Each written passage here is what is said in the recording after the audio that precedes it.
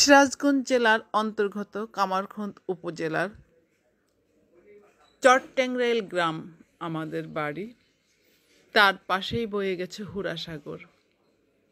একদিন বিকেলবেলায় গিয়ে চিতি বিজড়িত সেই হুড়াসাগরকে রেকর্ড করছিলাম এবং দেখছিলাম কি সুন্দর করে সেই নদীর উপরে ব্রিজ হয়েছে এবং ব্রিজের এই যে রাস্তাগুলো এত সুন্দর পাকা হয়েছে।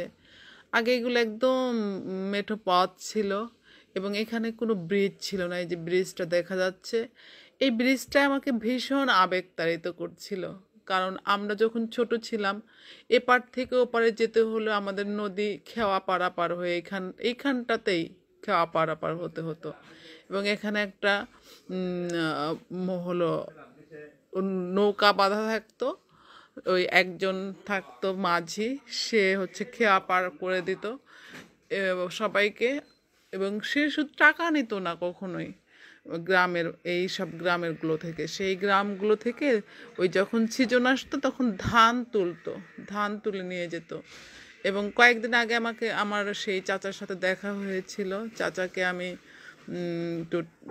হলো খুবই দেখে ভালো লাগছিল যে ওনার কত দুষ্টামি করছি। একবার গেছি ওপারে, কিছুক্ষণ থেকে আবার আসছি, আবার গেছি নৌকায়, যতবার ইচ্ছা ততবার বিকেল সন্ধ্যা পর্যন্ত ঘুরতাম, নৌকার মধ্যেই থাকতাম।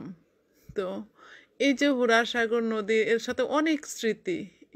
এখান দিয়ে আমরা বসে থাকতাম ছোটবেলায়।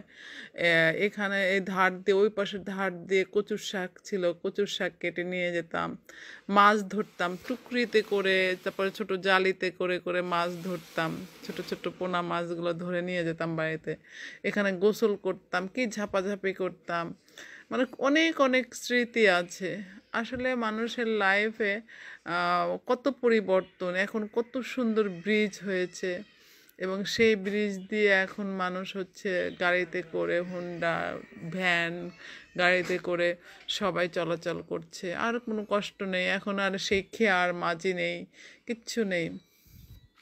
এবং দেখতাম যে অনেক অনেক সময় হতো কি, যে অনেক রাত্রিবেলায় যদি কেউ আসতে চাইতো তাহলে তো মাঝি তো সন্ধ্যার পরেই চলে যেত।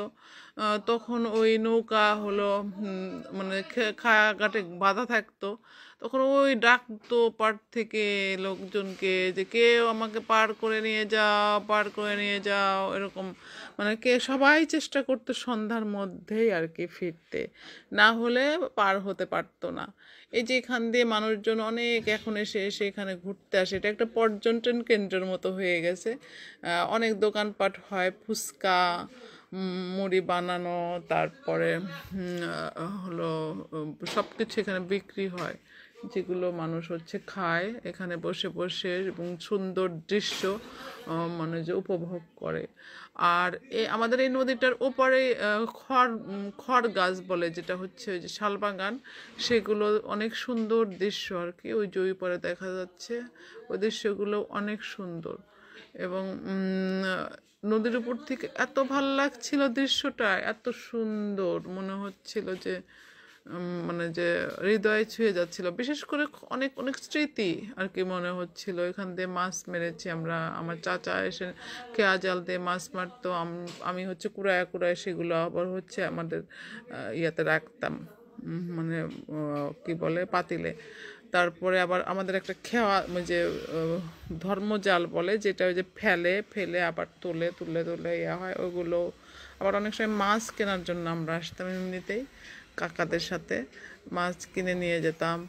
তারপরে দেখা যেত যে অনেক অনেক স্মৃতি আর কি এই নদীকে ঘিরে। এ কারণেই যে অনেক ভাল লাগছিল যে আসলে এই নদীর উপরে এত সুন্দর একটা বিশাল ব্রিজ, সেখানে লোকজন এসে অনেক দূর দূরান্ত থেকে লোকজনও এখানে ঘুরতে আসে, কারণ দৃশ্যগুলো অনেক সুন্দর তো এবং অনেক বাতাস, অনেক সুন্দর আবহাওয়া, যার কারণে মানুষজন এখানে যে ঘুরতে আসে। যেরকম চায়নাবাদ আমাদের যমুনার ধার মানুষ ঘুরতে যায়, সেরকম এখানেও মানুষ ঘুরতে আসে। এটা একটা বড় পাওনা আমাদের এলাকার, একটা সুন্দর একটা সিনারি এবং সুন্দর দৃশ্য। তো আসলে একটা যে এলাকায় যদি একটা ভালো ব্রিজ হয়, একটা ভালো প্রতিষ্ঠান হয়, যে কোনো কিছু হলে সেই এলাকাটা উন্নত হয়ে যায়।